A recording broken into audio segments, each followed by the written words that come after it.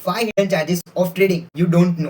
Well, first है brokerage fees, मतलब आप एक टाइप की फीस देते हो अपने ब्रोकर को फॉर एवरी ट्रेड। सेकेंड है सिक्योरिटीज ट्रांजेक्शन टैक्स, मतलब आप एक टाइप का टैक्स देते हो क्योंकि आप स्टॉक की बाय सेल कर रहे हो विच इज़ अ सिक्योरिटी, सो आप एक टाइप का टैक्स देते हो गवर्नमेंट को।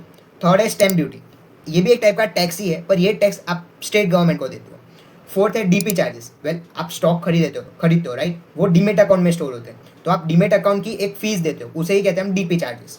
फिफ्थ है स्लीपेज, वेल ये कोई चार्ज या टैक्स नहीं है, ये एक प्राइस फ्लक्चुएशन है, मतलब आपने स्टॉक एक्सपेक्ट किया था कि 100 रुपये पे बिकेगा पर वो स्टॉक सेल हुआ एक्चुअली में 99.50 रुपीज़ में, तो आपका 50 पैसेस का लॉस हो गया इधर, तो वो उसको हम स्लीपेज कहते हैं। एंड यस, सेबी और एक्सचेंज भी एक tiny amount of fees charge करते हैं।